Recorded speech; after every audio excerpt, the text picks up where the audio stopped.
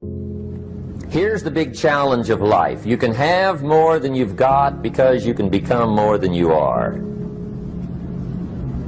That's the challenge. And of course the other side of the coin reads, unless you change how you are, you'll always have what you got. I have found in my experience that income does not far exceed personal development. Now sometimes income takes a lucky jump, but sure enough, unless you grow out where it is, it'll usually come back where you are. Life has strange ways. If somebody hands you $1 million, best you become a millionaire quickly, so you get to keep the money. Otherwise, sure enough, it'll disappear. Somebody once said, if you took all the money in the world, divided it up equally among everybody, it would soon all be back in the same pockets. Incredible. Success is something you attract, not something you pursue. Success is looking for a good place to stay.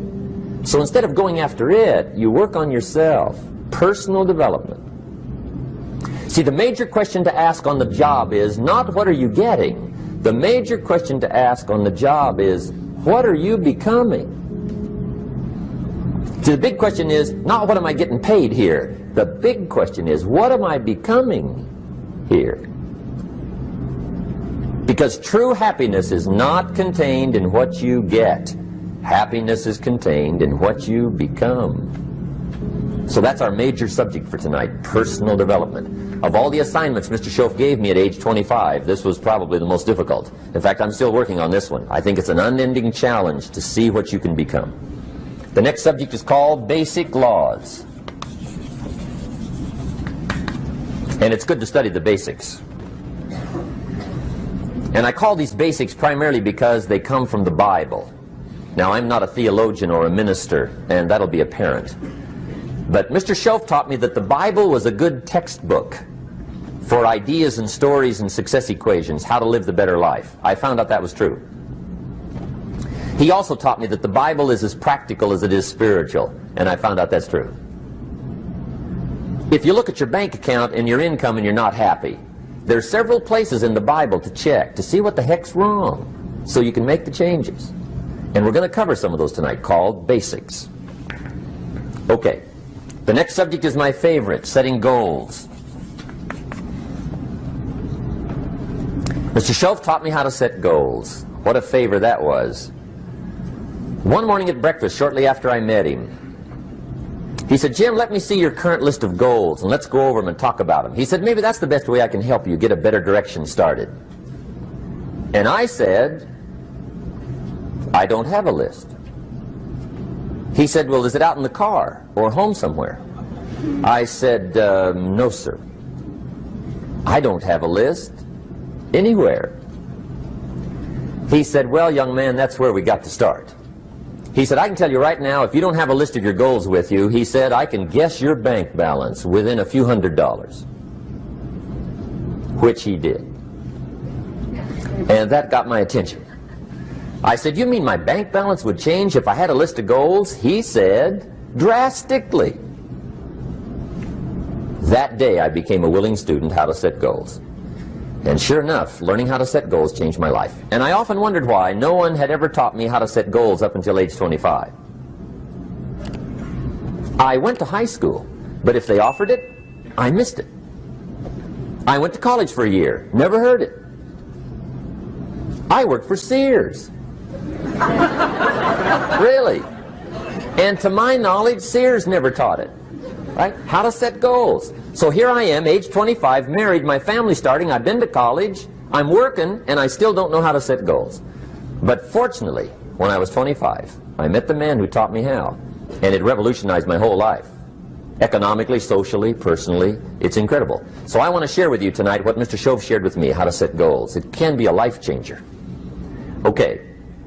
The next subject is the negative part of the seminar. Life is part negative, so we got to talk about the negative. And this subject is called diseases of attitude.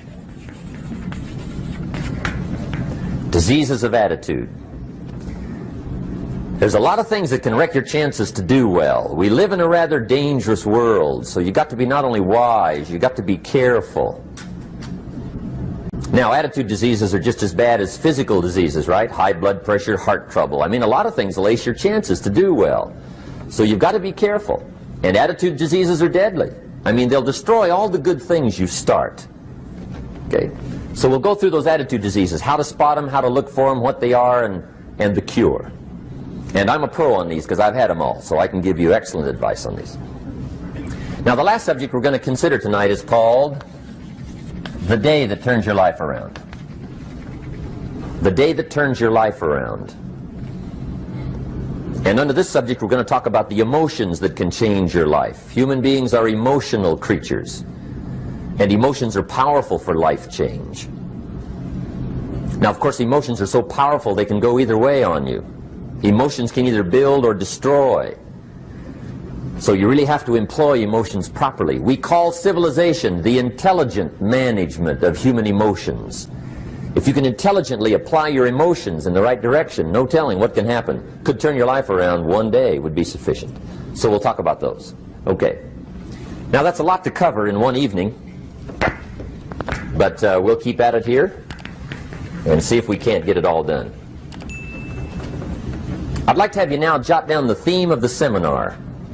Every seminar should have a theme, I guess. We've got one.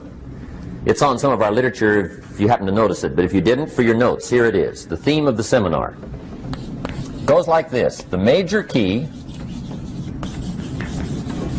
to your better future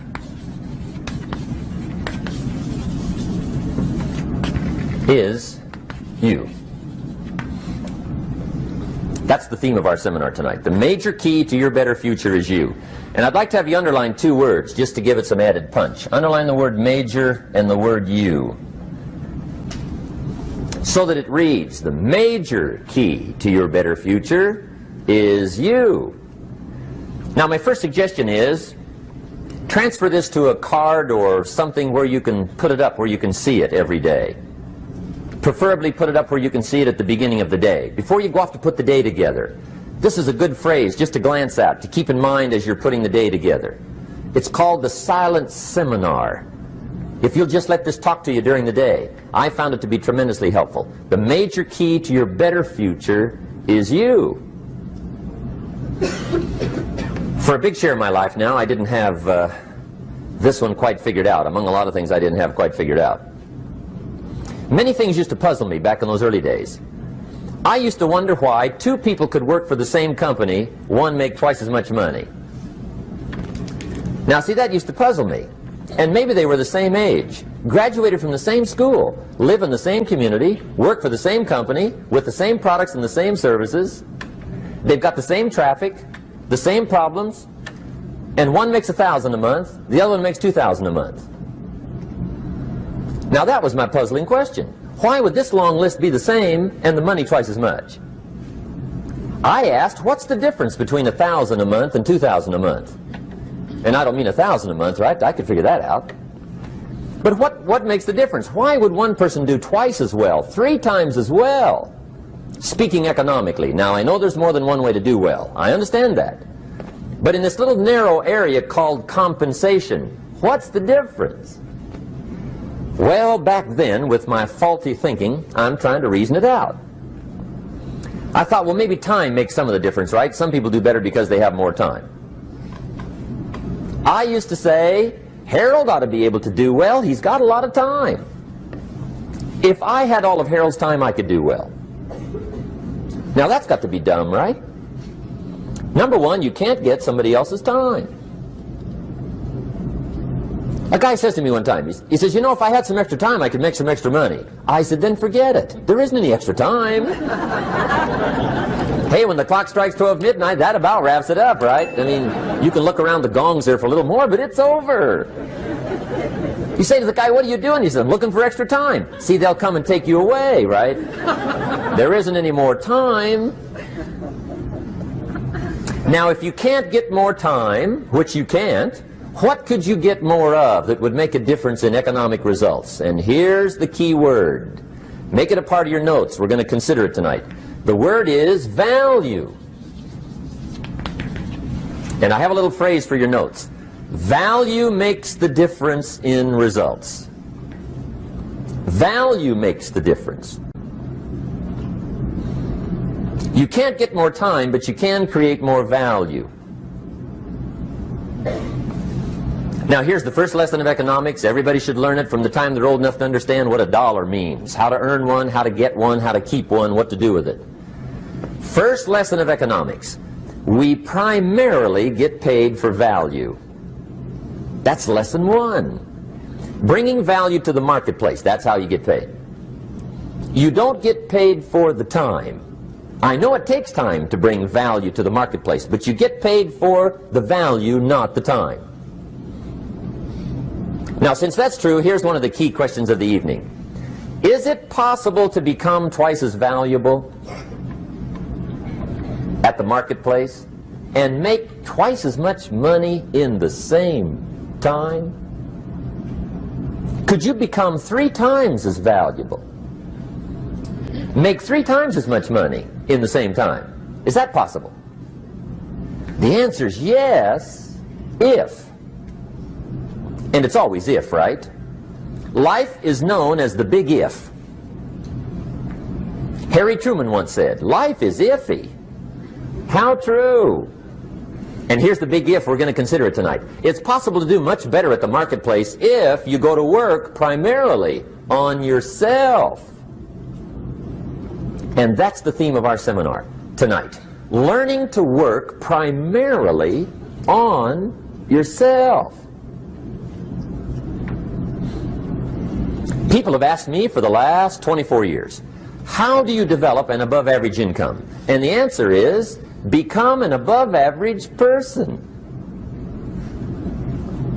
Develop an above average handshake. Some people want to be successful, they don't even work on their handshake. As easy as that would be to start on. They let it slide, they don't understand. Develop an above average smile. Develop an above average excitement. Develop an above average interest in other people. Develop an above average intensity to win. See, that'll change everything. Probably one of the most frustrating experiences in life is looking for an above average job with above average pay without becoming an above average person. It's called frustration.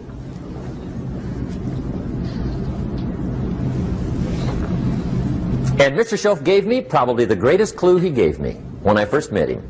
He said, Jim, if you want to be wealthy and happy the rest of your life, just learn this lesson well. He said, learn to work harder on yourself than you do on your job.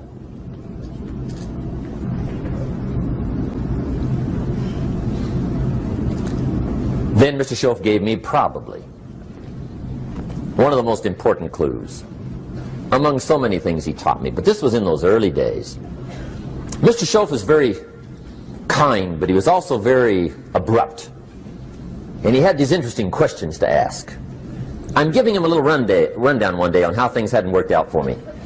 He said, Mr. Rohn, I've got the answer for you if you will listen carefully. And listen carefully I did that day and for the next 5 years.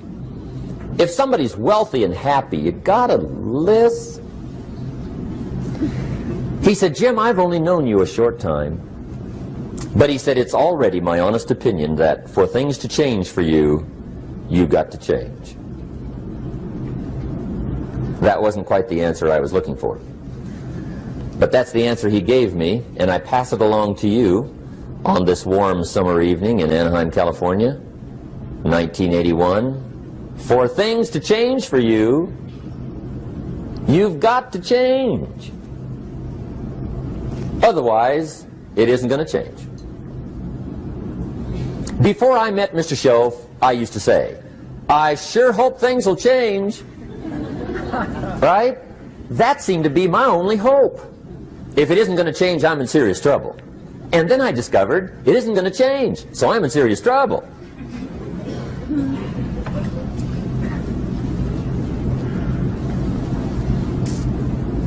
See, I can tell you what the 80s are going to be like. You have dropped into the right place.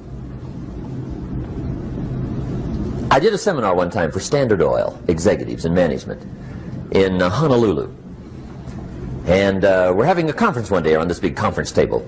And one of them said to me, Mr. Rohn, you know some fairly important people halfway around the world. What do you think the 80s are going to be like? I said, gentlemen, I do know the right people. I can tell you. So they all listened very carefully. And I said, gentlemen, based on my wide experience, I can really honestly say to you, in my opinion, in the 80s, it's going to be about like it's always been. Aren't you glad you came? That's inside. I don't pass that around just everywhere.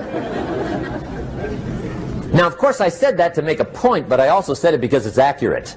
It's going to be about like it's always been. It isn't going to change. The tide comes in, and then what? It goes out. For 6,500 years that we know of, recorded history, and probably long before that. So it is not going to change. It gets light, and then what? It turns dark. 6,500 years. See, it's not likely to change. And we're not to be startled by that. If the sun goes down, the guy says, what's happened, what's happened? It means he hasn't been here long, I guess, right? It always goes down about this time. The guy says, well, I don't like that arrangement. Well, you got to talk to somebody besides me, right? It gets light, then it turns dark. In rotation, the next season after fall is what? Winter. Pray tell, how often does winter follow fall? Every year regularly for the last 6,500 that we know of. See, it is not going to change. Now, some winters are long, and some are short, and some are hard, and some are easy, but they always come right after falls. It isn't going to change. Sometimes you can figure it out, sometimes there's no way to figure it out. Sometimes it goes well, sometimes it gets in a knot. Sometimes it sails along, sometimes it gets in reverse. See, that's not going to change. The last 6,000 years reads like this: opportunity mixed with difficulty. That's how it reads. It isn't going to change. The man says, well, if it isn't going to change, how will my life ever change? Answer, when you change. And whether I'm talking to high school kids or business executives, my message is always the same. And it goes like this: the only way it gets better for you is when you get better.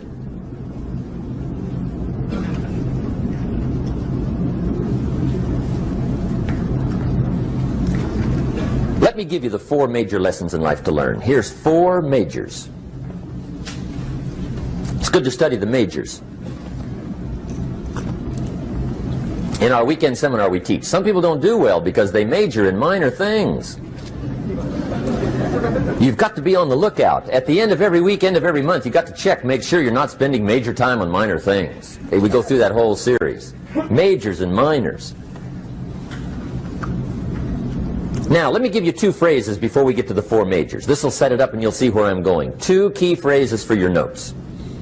Here's the first one.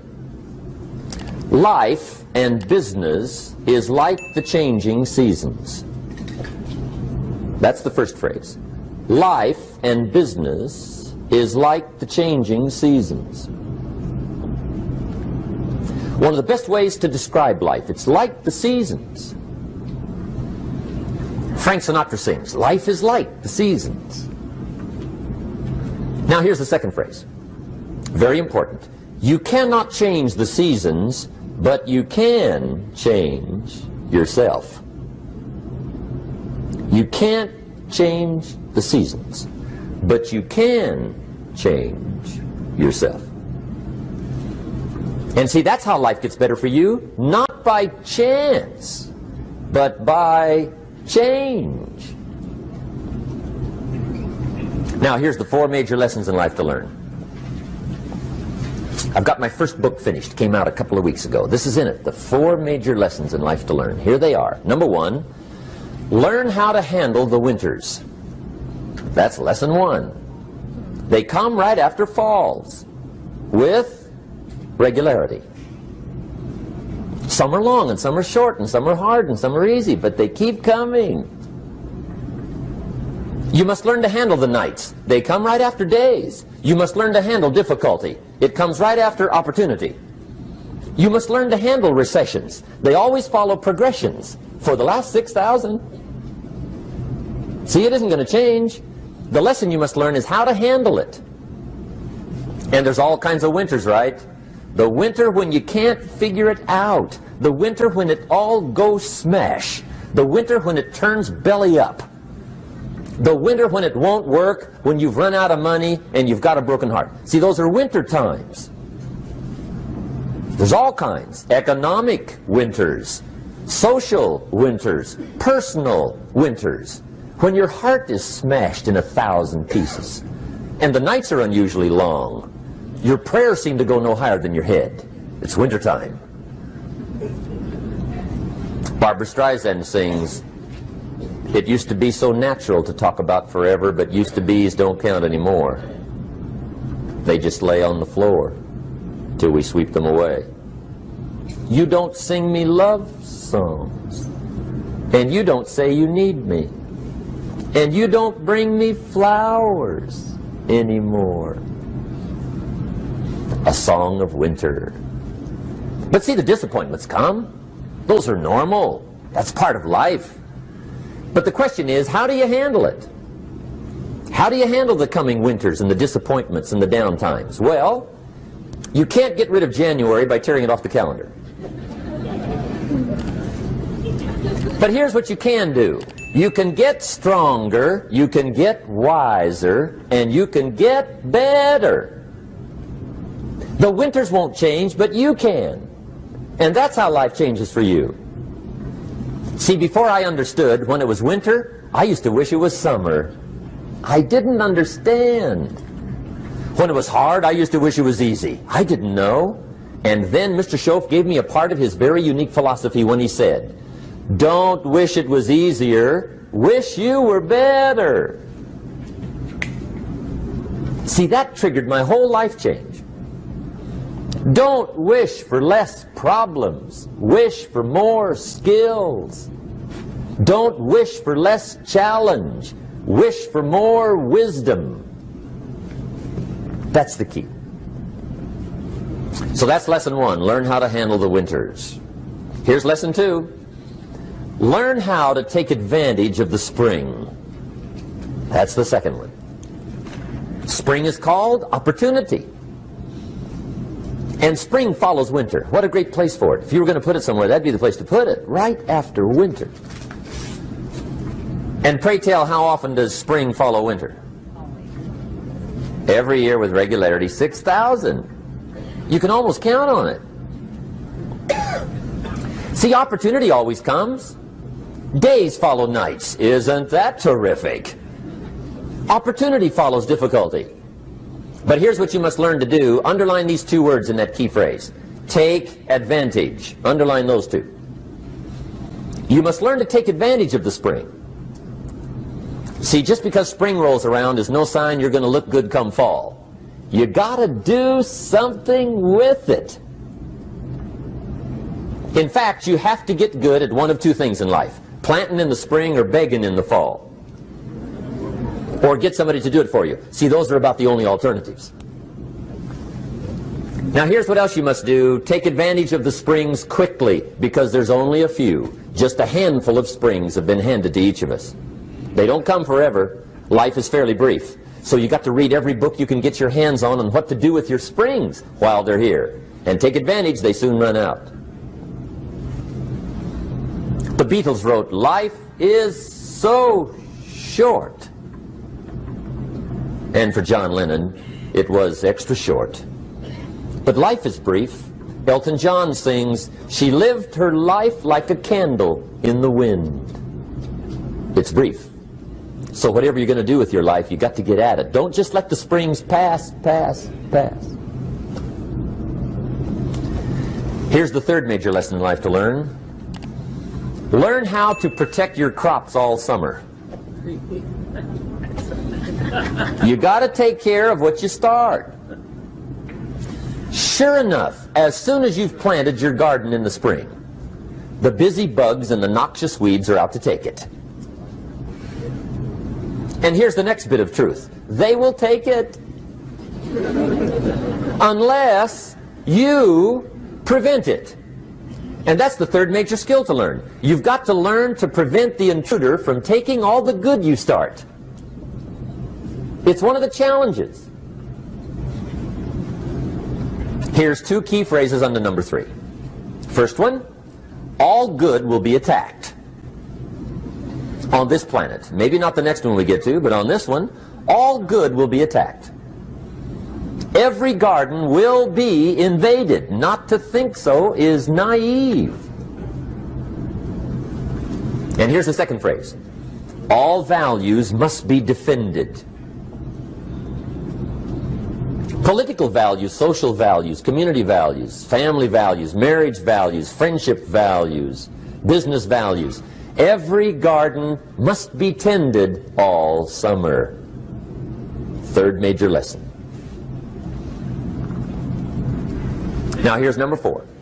Fourth major lesson in life to learn. Learn how to reap in the fall without complaint. Learn to reap come harvest time without complaint. Take full responsibility for what happens to you. It's one of the highest forms of human maturity, accepting full responsibility. It's the day you know you've passed from childhood to adulthood, the day you accept full responsibility. And another note, learn to reap in the fall without apology. Without apology if you do well, and without complaint if you don't. That's maturity. I used to have that long list of reasons why I wasn't doing well. To explain. You got to explain, right? Otherwise you're going to look bad. I used to have this funny list called Reasons for Not Looking Good.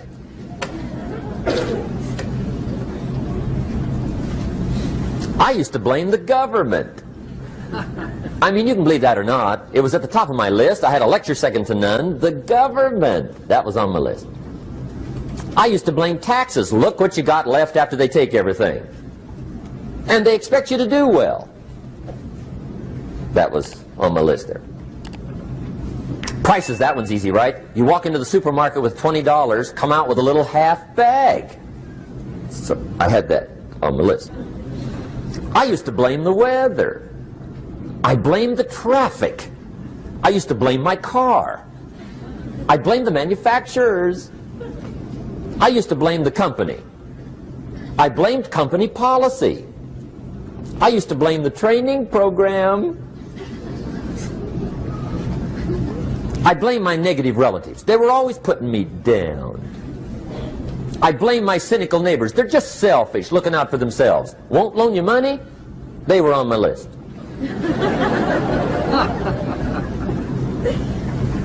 I used to blame the economy.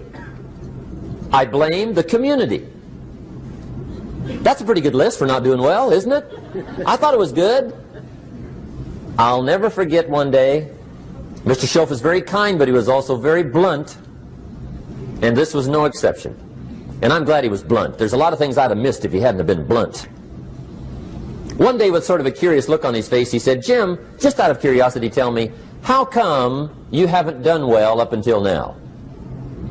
Excellent question. I thought, well, so I won't look too bad, I'll go through my list. And this list I just gave you, I put that on him. And he was very patient. He let me go through the whole thing, the government, the weather. I went through this whole thing. When I finished, he looked my list over very carefully. He said, "Mr. Rohn, big problem with your list. You ain't on it." How brilliant.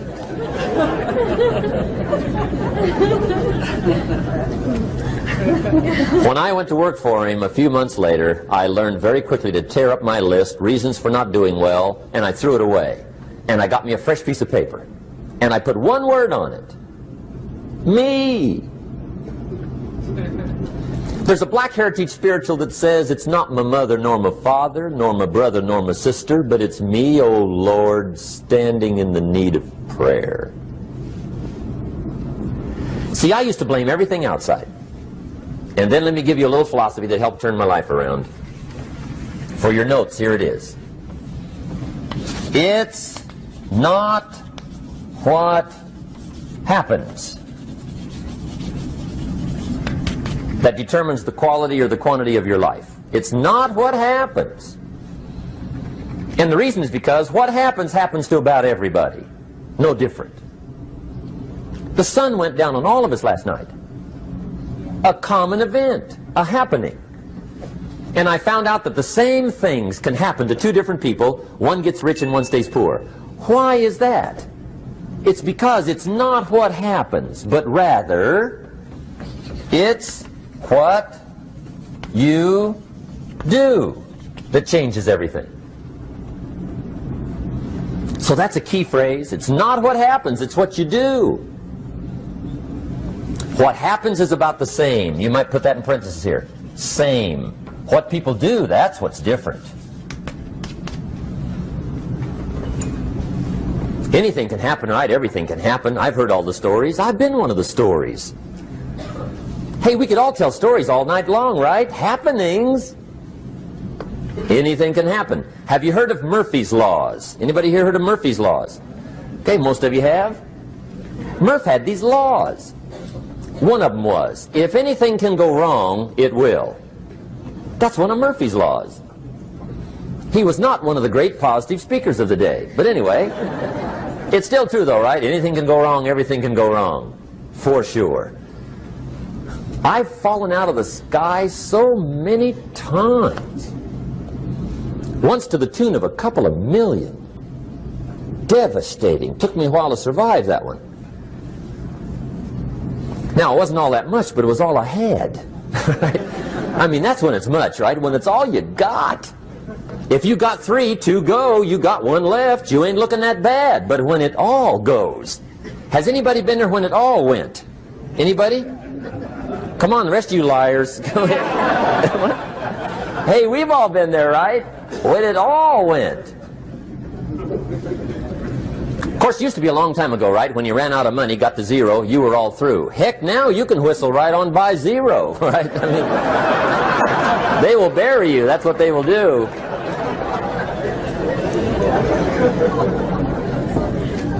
But see, those are the happenings, right? Everything can happen. Anything can happen. But it's not the happenings. It's what you do about it. Somebody says, yeah, but you don't understand the disappointments I've had. Come on. Everybody's had their share. Disappointments are not special gifts reserved for the poor. Everybody has them. The difference is what you do about them. It's not the weather. I used to blame the weather, and I discovered it rains on the rich. So see, that won't help. 2 men wake up one morning, there's a rainstorm on. One of them looks out his window, sees the rainstorm, and he says, wow, what a storm. With weather like this, they can't expect you to go out and make sales. He stays home. Same morning, the other guy looks out his window, sees the same storm, says, wow, what a storm. But he says, you know what, with weather like this, what a great day to go out and make sales. Most everybody will probably be home. Especially the salesman.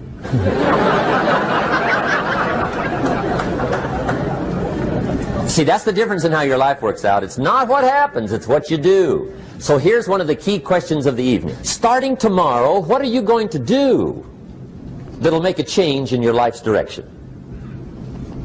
Good question. What are you going to do starting tomorrow that'll make a difference? Now see, if you don't do something starting tomorrow that'll make a difference, guess what? It's gonna be the same. And see, that way you can guess what the next 5 years are going to be like. Look at the last 5. Because the next 5 are going to be like the last 5 unless you, major key, tomorrow, change it all. Or change a little, or change something, or don't change. It's choice time. You can do whatever you want. But it's nice to know any day you wish you can change your whole life.